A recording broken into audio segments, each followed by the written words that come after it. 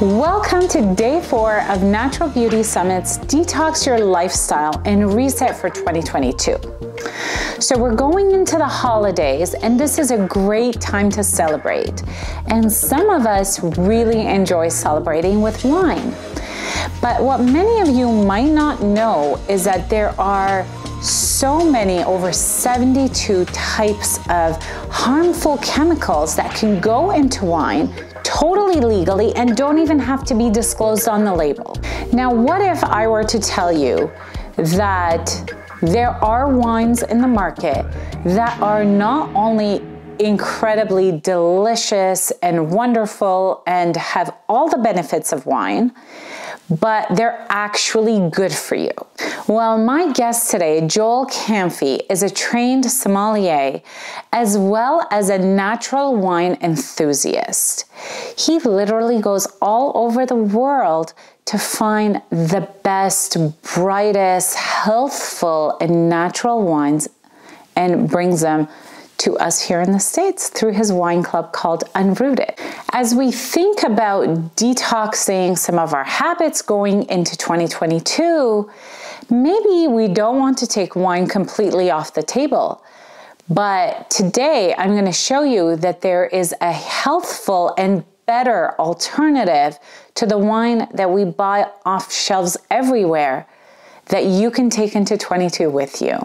So stay tuned for my chat with Joel Canfie from Unrooted Wines. Cheers.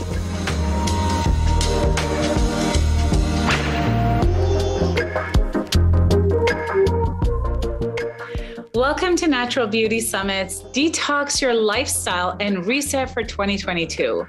I'm here today with Joel Canfie, who is the co-founder of Unrooted Wines, which is a natural wine club. Now, why are we talking about wine at Natural Beauty Summit? Because it's December and y'all are drinking it. So let's really take a deep dive with Joel and learn about conventional versus natural wines and see if we're making some good choices when it comes to our wine. Hey, Joel. Hey, Salome. Thanks for having me.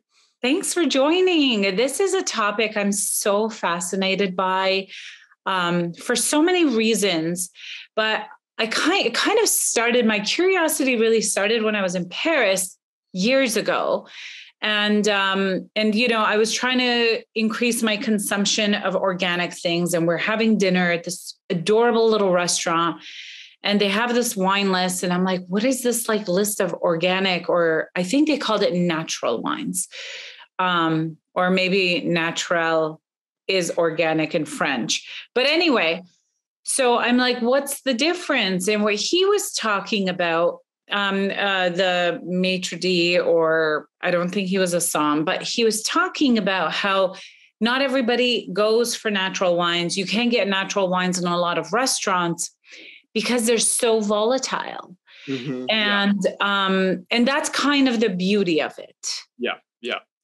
And, I would say, first off, Paris is the perfect place to start for natural wines. There are so many great natural wine bars and natural wine shops. And France does such a good job, with the way they grow grapes and make wine naturally. So you were definitely in the right spot.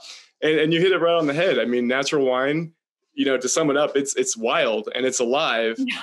And because it's wild and alive, it's always changing. It's changing in the glass, it's changing in the bottle. The microbes in the wine are interacting with each other constantly. So, if you're popping open a bottle of natural wine, you're going to get some of that volatility. It's going to be different from bottle to bottle, glass to glass. And that's what makes it so much fun is because you're really getting the benefits of the wine in its natural state. So let's just talk about that for a second, because wild and alive sounds amazing. It's like kombucha is wild and alive. All the fermented and good things for us are wild and alive. Yeah. But then that makes me think, well, what the hell are conventional wines? Yeah. So I've done a little bit of digging, and what I've learned is that there are 72 ingredients that winemakers can put legally in their wine according to federal law that they don't even have to disclose. And some of these ingredients have to be handled in hazmat suits. What? What's the deal? And that's, the major question I have for the industry is, why don't we have the ingredients on the labels? You have natural wine producers that actually do put the ingredients on the labels, and you see grapes, yeast, and that's it. Those are the ingredients. And to your point, conventional wine can have 72 different additives. And I think of it as like, they're picking these grapes and you have this, ball of clay. It's like, well, do we want the wine to be darker? Let's add this. Do we want the wine to have more acidity? Let's add this. Do we want it to be more tannic? There's just something that you can add for anything that you want in your wine. Instead of relying on the grapes to make those or nature flavors or nature, which it takes a lot of work in the vineyard to get, the grapes to be how, you want them, or to express the terroir or the region. But also, if you're just making a product that you want to taste a certain way, you can manipulate in so many different ways, and you're going to get that product to taste exactly how you want it. And even commercial yeasts, like you read the back of these commercial yeasts. I used to work in a couple wineries. It's like, this type of yeast will, make the wine taste grapefruit and lemon and herbal. This style of yeast will make it taste more cherry, more berry. So you can really manipulate every flavor to get how the consumer wants it. And they even have focus groups, these commercial wineries, where it's like, what do you like to taste in a Sauvignon Blanc? What do you like to taste in a Pinot? So it is the ultimate manipulation to get a product that, it does taste good, but it also is full of these ingredients that you probably don't want to put in your body. Okay, before we talk about the ingredients, I just kind of want to set some like a baseline here, because as an expert, you're referring it differently than someone like me who's a consumer would. So I just want to kind of set the expectation that when you're talking about commercial wine, it's wines that are mass produced. It's like, I don't know if we should say any brand names, but it's all the stuff that you find in like the stores, and they might be great. Yeah. But what I've learned, which has been interesting, is that there's a subculture or this undertone of like consistency, this demand for real consistency in the wine world that consumers aren't really aware of. Because every time we open a bottle of wine, it's like, ooh, what's this going to be? But the producers are like, it has to be exactly this. Yeah. So can you just talk about that before we really start exploring the natural wine world? Because there's so much to cover there. Yeah. I mean, it's with these commercial and conventional wineries, they have a big following of consumers, because when you think of mass production, you think of hundreds and hundreds of thousands of bottles and cases that they're producing, right? So they're reaching a lot of people that have a lot of different tastes and preferences, and you're finding that specific taste and preference that meets, a majority of people that you're selling to. So from a, business plan standpoint, they need to make a wine a certain way because there's so many bottles that they're producing. You want to control the controllables. You want to control the variables, and that, goes with adding sulfites and again, all these other additives that will help kill off any, microbes, yeast, bacteria, anything like that. So there's a reason why, and it's actually how the wine industry, especially in California, got started. It's like people were getting into wine. It became so popular in the 80s, especially, that people are like, okay, we have these massive vineyards. Let's keep planting. And then, okay, you have these big vineyards. We can't hand harvest anymore. We need a machine. And then you machine harvest. And then that leads to more and more technology in the vineyard and more technology in the winery. And then, after years and years, all of a sudden, you're left with a product that is so different from the grape that you picked. And these wines that will always sell, and they're always going to sell, and there's a place for them in the market. I guess it's our challenge to say, hey, there's a healthier product out there that isn't mass produced, and they don't require all of these additives because they're natural and beautiful on their own. So let's talk about why it's healthier. So there's a couple of questions. There's one question that I have for you, which is, sometimes I'll drink a wine and my tongue will be like purple. And is that the deep purple? Like, is it food coloring basically that's going in it? There could be a lot of food coloring. This mega purple, could be in there. Absolutely. I mean, there are some grapes that have like staining qualities to them. but I'll tell you, if there's mega purple, it's 100% going to be staining. And, you can kind of, once you taste wine enough, especially when you drink a lot of natural wine and then you go back and try a commercial wine, you'll be like, whoa, what? It almost tastes fake. It almost tastes like a synthetic product.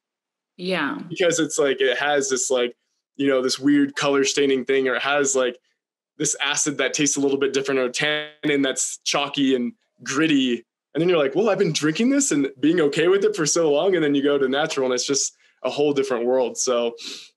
And to be real for our audience, because, you drink a couple of glasses of wine, you're going to feel it. Like you're going to be buzzed or, like approaching drunk or whatever. The buzz is very different on natural wines than on conventional or commercial wines, as you call them. Can you talk about that? Because I feel like, if you have ever drank as much wine as I did on one New Year's Eve and the repercussions of that, which was terrifying, I almost feel like I poisoned myself, and it wasn't the alcohol. It wasn't just the alcohol. Yeah. And then you have on the other end of the spectrum, like I could have literally a whole bottle of natural wine and I won't feel like that toxic fuzzy head. Yeah. Like, can you just talk about what is in this wine that's making us literally sick? Yeah. It's like one of the main ingredients that you find in these commercial wines that they test for is Roundup. And Roundup, it sounds kind of funny. Roundup was really popular back in the 70s, 80s, 90s. Roundup was everywhere. And there are still a lot of traces of Roundup in these commercial wines. And what does Roundup do to you? And, as it translates into the wine, it gets you foggy headed. It gives you a headache. It's going to add to that hangover. It's going to make drinking a little bit painful, and you're going to feel it because it's poison. It's not something that should be in your body. But going away from commercial and conventional wines, like natural wines, you're going to get lower alcohol wines. You're going to get, clean wines without any additives, because natural wines is all about nothing added, nothing subtracted. Right. Yeah. So it's the purest and cleanest form of wine. And you can drink a lot of this wine because those additives are going to weigh you down. They're going to make you foggy. Natural wine, it kind of uplifts you. It's alive. Again, like you think of kombucha, it's got the probiotics. It's the same thing in wine. You have those natural bacteria and yeast, and they're all interacting. And it's like this, it has life. It has energy, and you can feel the energy. And they're typically lighter in body, higher in acid, which is like that refreshing salivating feeling you get, like the waterfall going off in your mouth, and lower in alcohol. Whereas, conventional wine, you have higher alcohol, higher fruit, lower acid, and it's a little bit more clunky. And then you have all the additives. So I would just say like lighter on its feet. Natural wine is wild and lighter on its feet.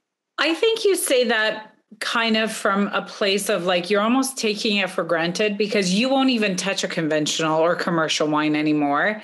And you're so in that world. But like most of us, mortals are like trying to understand why we need to cross over to the other side.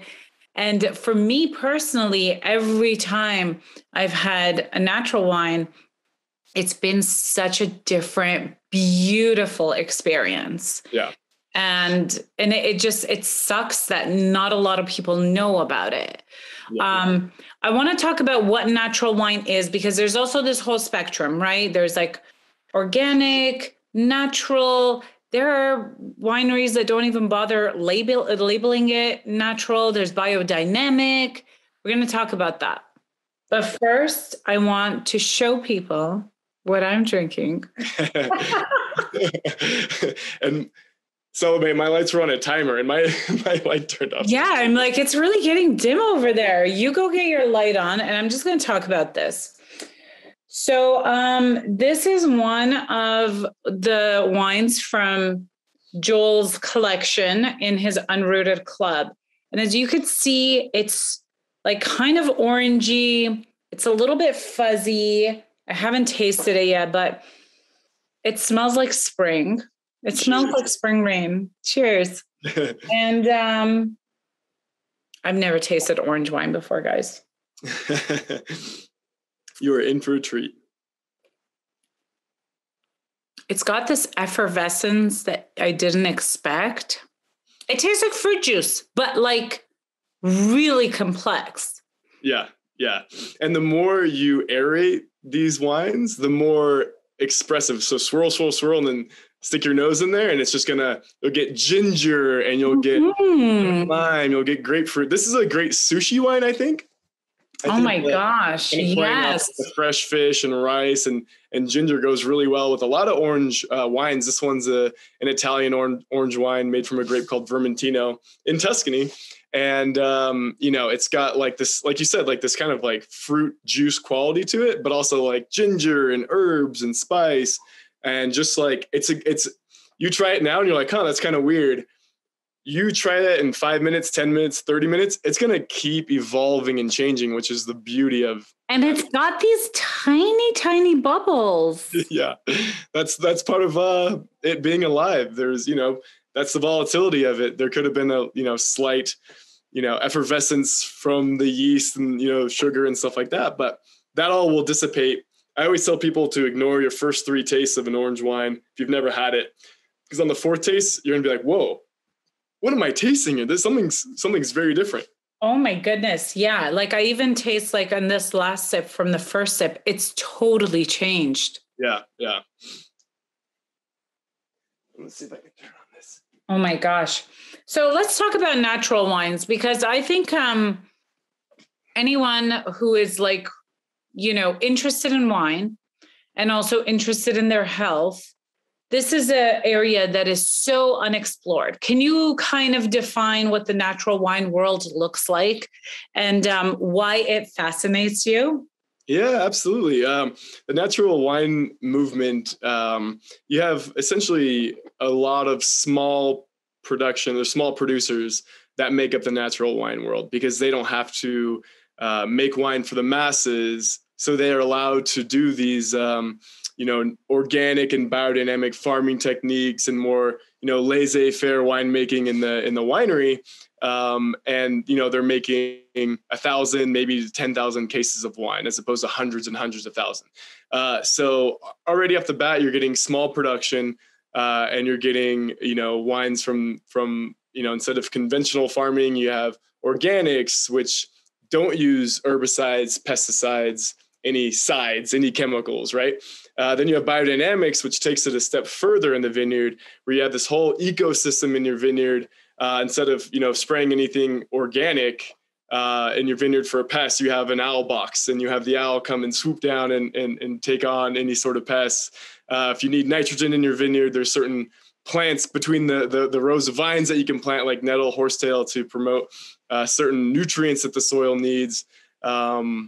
You have your beehives, you have your just wild animals that all kind of take care of each other, and they take care of the vineyard. It takes about 7 years to set up a biodynamic vineyard, because there's so many factors and they all live in harmony together, and it takes time, but the payoff is unbelievable, because again, the wine can fend for itself. The grapes can fend for themselves, and you can really taste that because they don't need. Can you talk about that? I really like that. And I think that like really kind of frames why sometimes more natural products go a lot further, that perform better. Talk about why those grapes can take care of themselves. Yeah, I always think of grapes and vines like a person. Like if you spoil a person and do everything for that person, they might not produce a lot of fruit or production. They will just produce foliage like leaves. And that's the same thing with a vineyard. If you have a vine and you give it all the water that it needs, its roots aren't going to go down in the soil and find its own water table. If you are spraying for bugs, then the grapes themselves don't need to create compounds that protect them from, different, fungus, mold, pests, right? So if you give everything that the vine needs, it's going to be lazy, and the wine's going to taste lazy from that. And that's kind of a real thing. But if you have a vine that can fend off and find its own water, and it doesn't need any human intervention, or at least a minimal amount, then that translates to the wine. It really has this like verve, this energy, this life, because all of those protective agencies that a wine has, like the acid, the tannin, the polyphenols, which are a protective compound that it has, those are all going to be maximized if you don't spray or if you don't, allow the vine to become lazy. So it's really kind of a fascinating thing. The more vine struggles up to a point, the better and more concentrated the wine's going to last. And that's just it's a survival technique for the vine as well. It wants to produce better fruit and more potent fruit because that's its seed. And if it's going to die, if it feels like it's struggling, then, it's going to produce stronger, more concentrated, more vibrant fruit because it's its seed. So it's I've cool. heard this a lot in Napa, that the grapes that are grown on hills where it is harder for them to like get to the water, and they struggle, that they're better wines. They make better wines, and I think that's an interesting concept. Talk to me about polyphenols. Yeah. What are those, and why do we want them in our wine and in our mouth? Yeah, absolutely, absolutely. So it's a group of compounds that naturally exist in grapes. You have, what makes up the color, what makes up, different basic compounds of a grape itself is in this family called polyphenol. So it acts as an antioxidant. It acts as, there's an anti-aging aspect of polyphenols called resveratrol. There's, so many tiny little health benefits that come from these compounds that we need in our lives that you can get from other foods, of course, but they naturally occur in grapes. And it's a big family, and there's, a dozen or so compounds that make up polyphenols. And naturally in a grape, those are in high amounts. But again, if you're spraying or killing off those polyphenols, then they're not going to translate to the wine. So we want to be drinking them because they're good for you. They work alongside the microbes in wine, the bacteria and yeast. They help feed them. So they promote bacteria in wine, and bacteria like the good bacteria. So polyphenols and bacteria and yeast actually interact with each other to promote good gut health. It's kind of as simple as that. So the less we mess around in the vineyard with grapes and let them develop on their own, the stronger the grapes will be because of these polyphenols. So, and then those polyphenols that are so good for you because they are the antioxidants. I mean, I think we talk about wine being a great source of antioxidants and having so many health benefits, but I think it's important to underscore that a lot of those health benefits and antioxidants are kind of stripped away in the wine making process. And we don't get to reap the benefits when we're drinking commercial wines. Right. Can you talk a little bit more about wine production, like modern wine production, but taking that more natural approach? We talked about a little bit about, kind of some of these like ancient customs making a comeback. Yeah. We talked about, you said something about a concrete egg, which I didn't understand. I want you to talk about that. Yeah, exactly. So in the natural wine world, you have these, ancient techniques, which is really, really cool.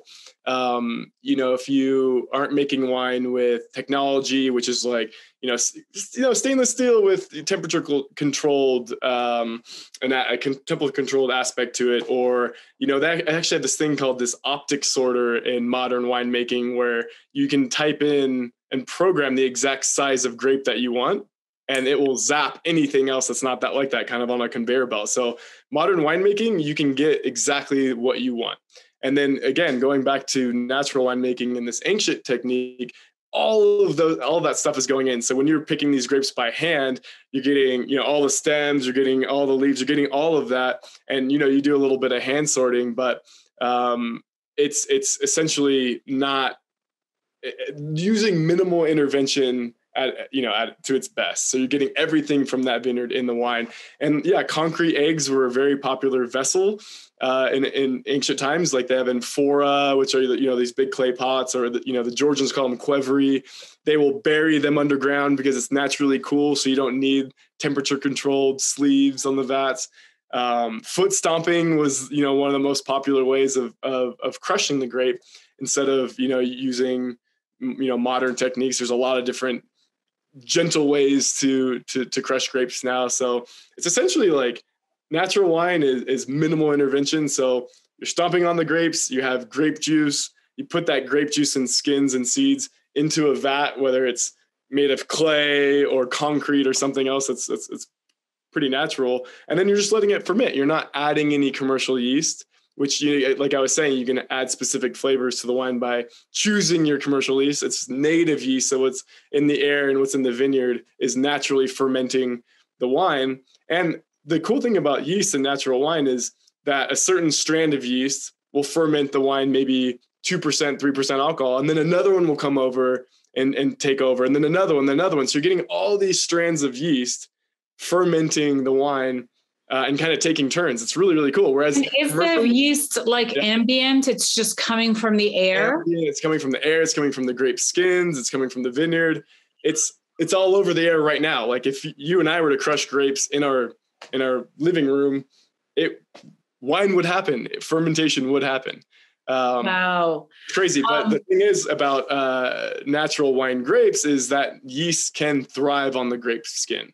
But when you're spraying, going back to the whole spraying chemicals, it's killing all those microbes. So wine couldn't happen. And it has to be from grapes that are, that haven't really been sprayed.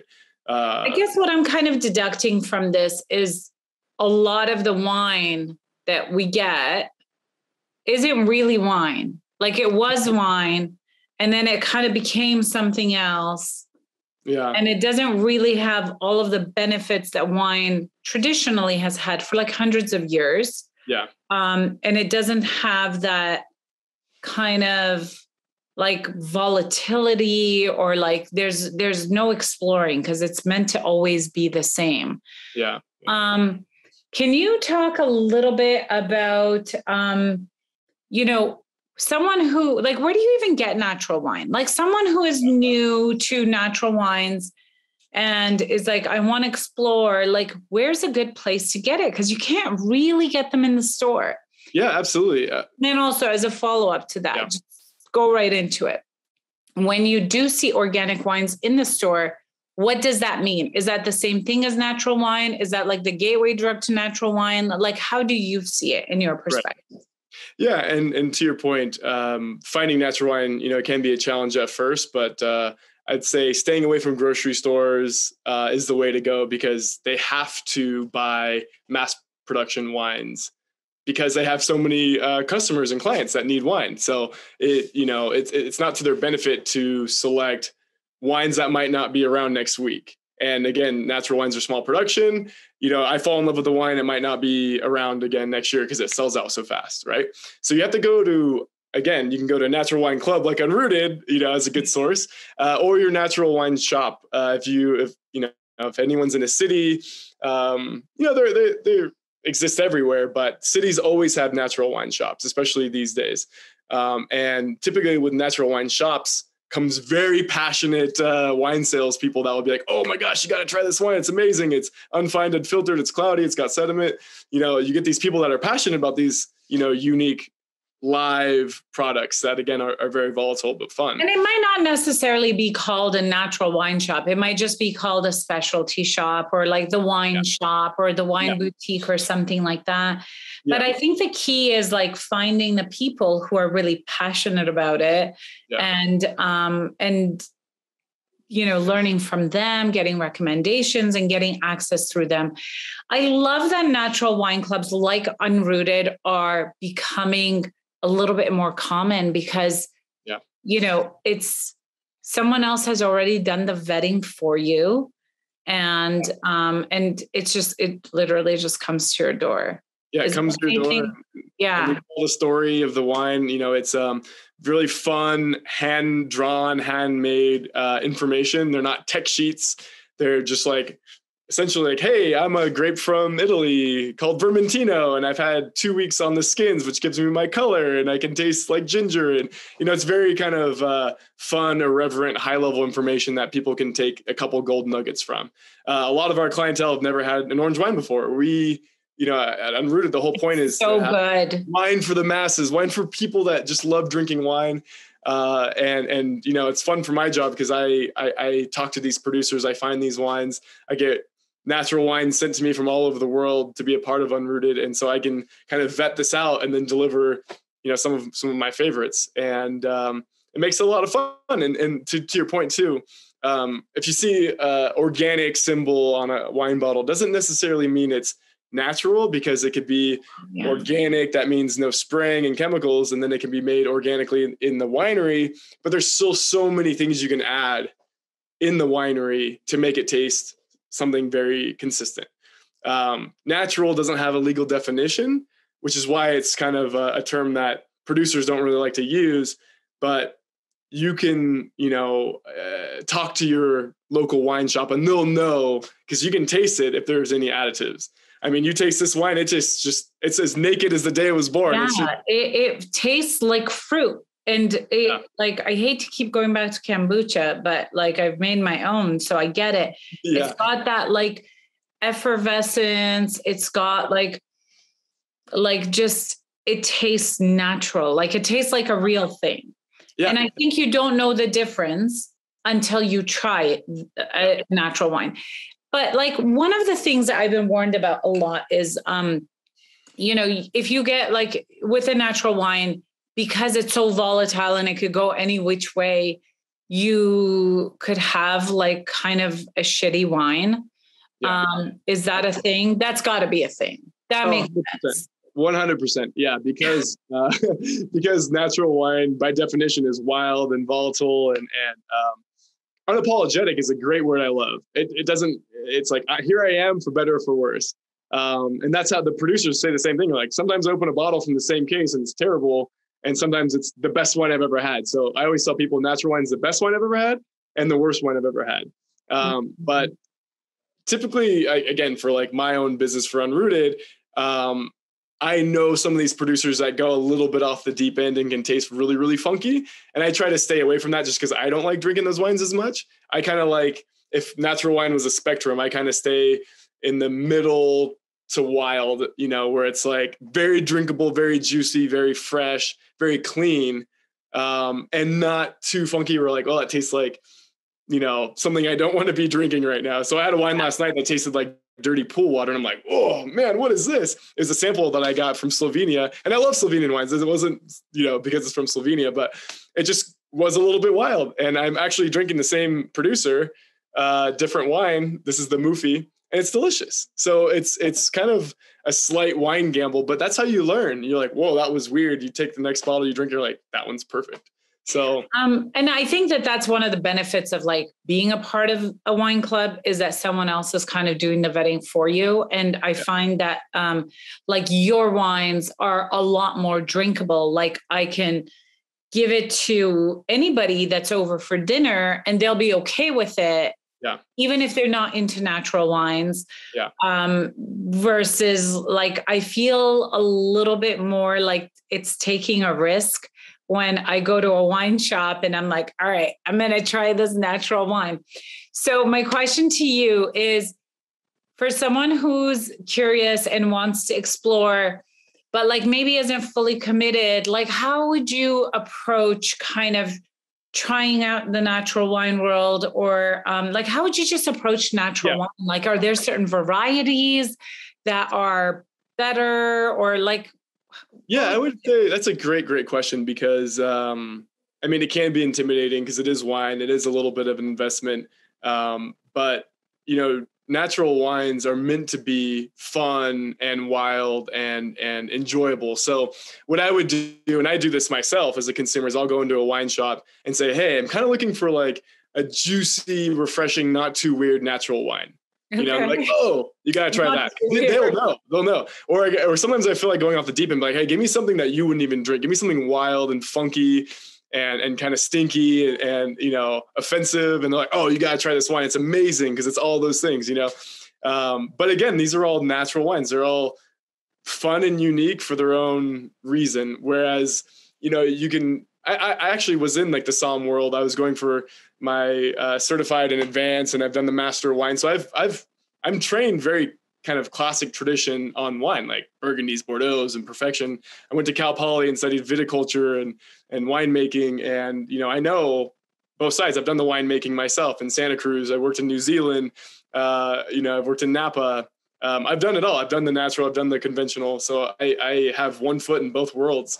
But when you talk to somebody about something that's natural and fun, they're gonna give you something that's drinkable, because they want you to come back. If you go to a new wine shop and you say, hey, I want to try something fun tonight and I have some friends coming over, they're going to have 6 options for you in 6 different price points. And I think one of the interesting, what just occurred to me as you were saying all that is, even if a natural wine is kind of funky, not what you were expecting, maybe you don't even really like it, but at least it has health benefits. Right. Right. And you can't say that about conventional wine. Yeah. And it's kind of an acquired taste. I mean, I think natural wines were a lot less approachable 5 years ago. But now when you go to a wine shop, they'll have something that's really, really, really tasty that you say, hey, I'm new to natural wines. What should I drink? They'll get you something that's actually universally just damn good. It's just, there's just enough out there now where it's 5 years ago, it's well, we have this one. You might like this one, but you might not like, you and I have never, drank wine together, Salome, but I was I think she's going to really like this wine. She might think it's weird at first, and then it's going to grow on her because I've sent this wine to so many people, hundreds of people, and I get the same reaction. What is this? And then 3rd, 4th tasting, I can't get enough of this wine. And it's just universal, delicious wine. That's funny that you say that, because I've been reading and hearing a lot about orange wine, and it just looks delicious. You're what is this? I want this. And I really haven't been able to, whenever I go into grocery stores or up in Canada, it's the liquor store was where you get your wine. And I'm do you have any orange wines? And nobody has any idea what I'm talking about. So I think if you're really, really into wine and you want to explore and you kind of want to go off the beaten path, you have to go natural. Yeah, absolutely. Absolutely. Yeah. I mean, it's the only way to go. It's one of these, trends. That's kind of funny to say trends, because it's, the OG of winemaking, but now it's, especially in California, making a huge comeback, in New York making a huge comeback. It's just, it's by definition, something that, is a little bit dangerous, and it's a little bit punk rock, and it's a little bit edgy. It's a little bit, unapologetic, because it's we don't really care if you don't know this grape. We don't really care if you know how we made it. We don't really care what you think of our silly label. We just make wine that we want to drink ourselves. Yeah. And, we have enough people to buy it. So it's give you the middle finger. We don't care what you think. We're making good wine, whether you like it or not. And that's what makes it so fun is I've talked to enough producers from all over the world. They all have the same kind of attitudes. We don't really care if you like it. It's just delicious, pure, clean wine. And it's fun. Well, what I think is also interesting, which it's kind of bigger than just my personal experience. I'm having a great wine. It's good for me. I'm enjoying it. Is the impact on the environment. There's the environmental impact. You also talked about the different varietals, grapes that I have never heard on are on your bottles. Yeah. And I think if you kind of zoom out of that a little bit, you're talking about biodiversity and how, and that being such a pertinent part of our survival. Can you talk a little bit about, just talk a little bit about that, or why the overall impact that natural wines have on the world and the environment? Absolutely. I mean, one really cool thing, and again, I gotta say, I apologize for the darkness of this room. I'm a new dad, and the baby is in the rooms with lots of light. That's okay. Just turn off all the lights. We just want to hear your voice. I could just be, it might as well be in a dark room. I'm just this shadowy figure talking about natural wine, but yeah, I mean, the cool thing that I was just learning about, there's this documentary called Kiss the Ground. Who's the voice behind it is, I can't think of his name right now. While you think about that, I have fully transitioned into apricot right now. Is that weird? It's so apricot. Yeah. It's the skin of the apricot too, because it has a little bit of yes. that tannin. Sorry, anyway, the documentary Kiss the Ground is really cool. So you learn about how, the difference between dirt and soil. So dirt is just hard, dead earth. And then soil is living, it's breathing, it has all these microbes that interact with each other. It's rich and it's full of nutrients on its own without any, fertilizers or additives. And the difference is when you're spraying soil with chemicals, it kills all the bacteria, good, bad, it's like sanitizer. It just kills it all. It kills it all, and then makes the ground really firm and dead. And, talking about carbon and carbon emissions is a huge thing. Like, it's like releasing, carbons into the atmosphere. When you have a living, breathing soil, those microbes, they eat carbon. That's what they survive off of. It sucks all of that out back into the soil because it's food. It's a food source. So the more biodynamic and the more rich soil that we have when we're taking care of vineyards in this way without synthetics and chemicals, it's actually reversing carbon emissions in the atmosphere. It's really, really amazing. And the documentary goes into it. It wasn't even about wine. It was just about farming in this new way, old way, but also getting back to the ancient ways of farming because our atmosphere and environment needs it desperately. And I've seen that. So I go to these biodynamic farms. I've been in Austria and Colorado and California, and they always have a patch of soil that they spray conventionally, and then they're like, and here's my biodynamic vineyard, just to see the difference. And then it's just firm, it's hard, there's nothing growing, everything's dead. And they're like, we're trying to grow a couple of vines just to show, but they're all dead. They just can't survive. And then all of a sudden you have this like thriving birds and bees and animals and, sunshine and kumbaya and this other vineyard that's just like, wow, that's amazing. Like the difference is astonishing. So it is good for the environment. You see a lot more natural wine in cans. You may see them a little bit now, but in the next 5 years, you're going to see a lot more, which is easier on the environment. This one came in a no cork. This one that I'm drinking came in a screw cap, like a beer. Oh, cool. Yeah. So you see a lot of that, which is really cool. Because I haven't seen that yet. Yeah, exactly. You see some different enclosures. You see a lot of screw caps. You don't see thick glass like you would in like more expensive, heavier bottles. Yeah, there's like, oh my gosh, the light's coming down. What is this grape, Sagrantino? And the reason, guys, why I'm bringing all of this up is because, we think we know wines and we have all of these different experiences, and it's like wines are in this like really, really small range of grapes that we've heard of or like regions we know of. But the reality is wine is a beautiful thing that is so much bigger than that. And I want to talk about the Sagrantino grape. Mm-hmm. Can you tell me about this? And why have I never heard of it? Yeah, it's an Italian grape that's very, very, very powerful like Cabernet. But it's, only grown in one region in Italy and was taken over by Italian immigrants and planted in a couple different places in California because Cabernet can thrive because it's bold and likes lots of sunshine. Sagrantino is the same exact thing. It's very similar to Cabernet. It's bold. It has tannins. It has acidity. It's going to make your mouth pucker a little bit. It needs a little bit of time to age. It's got muscles. And you don't see it a lot because there's most of it gets ripped out for Cabernet. It gets more popular. This producer, Brian Harrington, one of my favorite producers in all of the world, he searches for these obscure grapes, especially Italian obscure grapes grown in California. So there's this whole new movement. Some people call it New California. It's exploring what else is in California besides Napa Cab. Nothing against Napa Cab, but it's like, what else does California have? And there's a lot of Portuguese, Italian, Argentinian. There's a lot of these really cool grapes that you can find in these pockets of California that are like, what is this? Why am I drinking this? But it's amazing. So Brian Harrington made his whole entire career off of obscure grapes grown in California. So when you pop that open, it's going to be big. It's going to be bold. Treat it kind of like a Cabernet.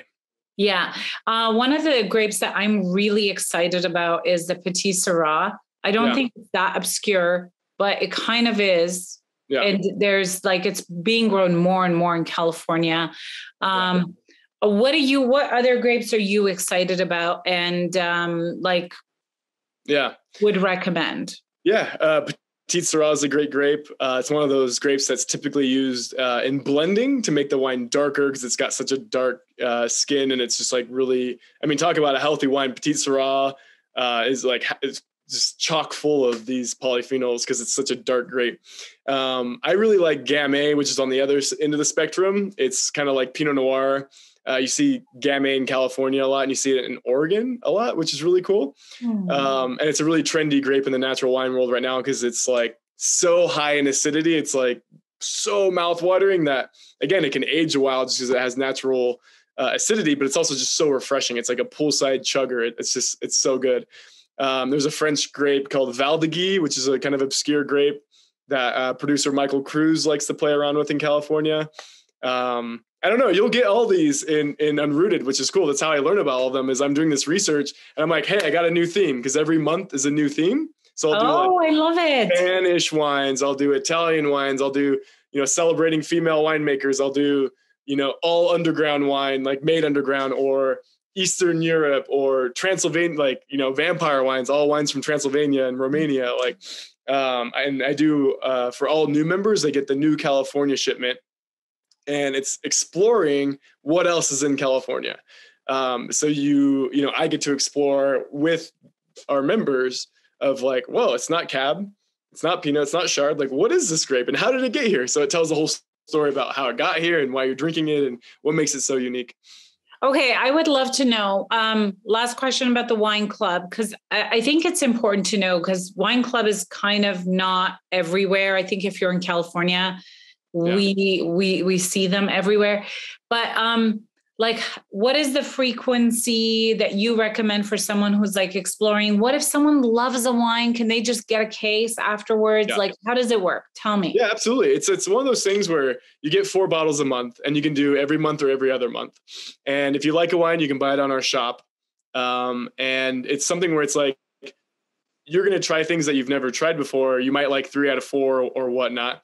But there's always going to be something unique that's always going to be hopefully available. We'll make it known if this is like super small production and you won't be able to get it, but we have our shop and that's kind of what it is. It's like almost like a try it before you buy it. So a lot of our members will try and be like, oh my gosh, that one, Vicingo orange wine from Tuscany. Like, what was that? That's amazing.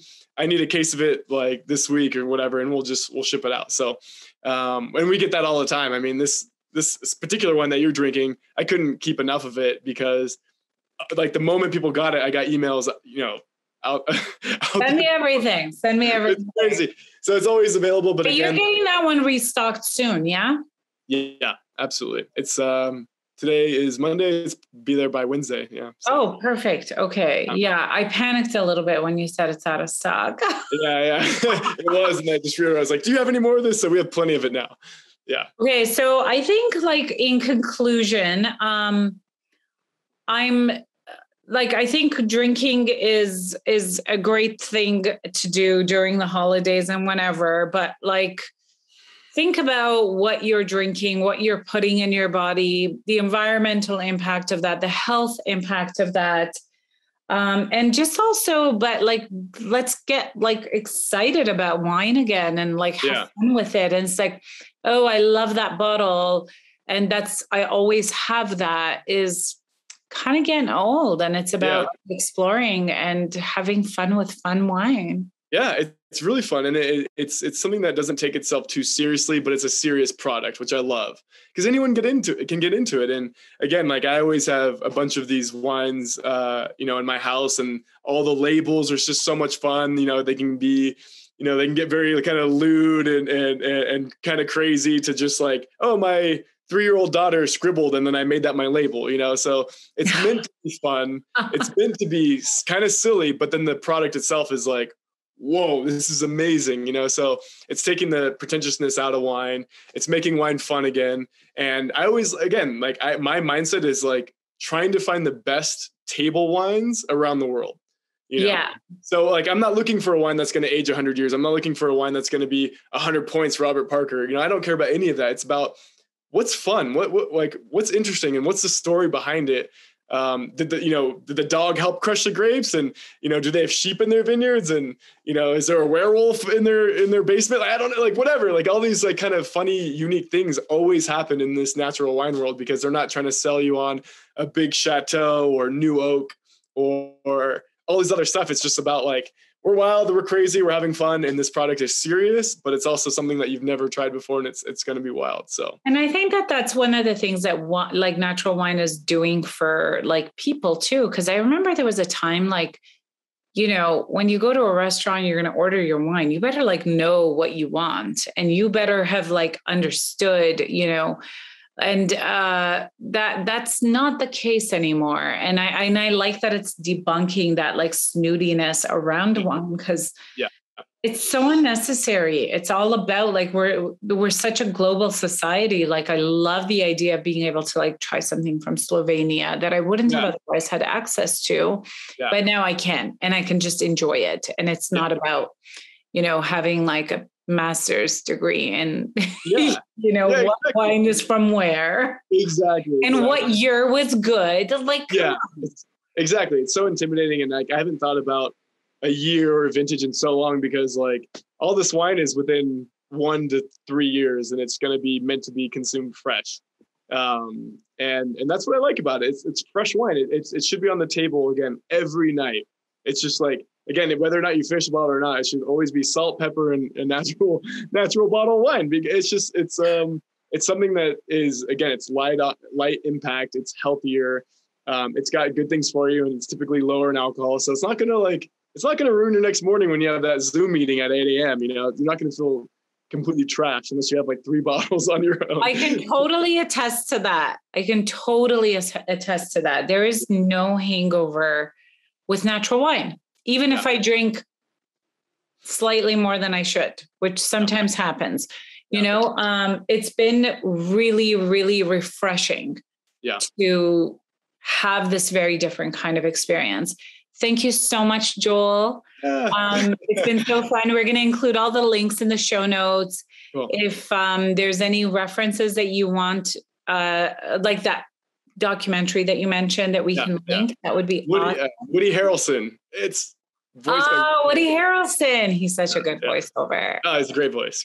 Yeah. Yeah. No, thank you so much for having me. And again, I apologize for the lighting. You know what? It's made it more dramatic. It is like, like I'm not on daddy duty right now. So I get the dark closet room while, the baby takes over the rest of the house. But of course. It's been so much fun to talk about this, and it's something I'm very passionate about. And it's just fun seeing the light bulb go off for people on this really new / ancient style of wine. So thanks. And that's what I love. It's all about like kind of bringing back traditions that served us well for like many, many years. And we're doing it in a new way. I really I have not had a natural wine in years that I didn't like, or I wasn't at the very least intrigued by. Yeah. So it's we're in a really good place with natural wine. And if you like wine, you're gonna like natural wine. Absolutely. Thanks for tuning in, guys. And Joel, thanks for chatting with me today. Yeah, thanks, Salma. I appreciate it. All right, take care.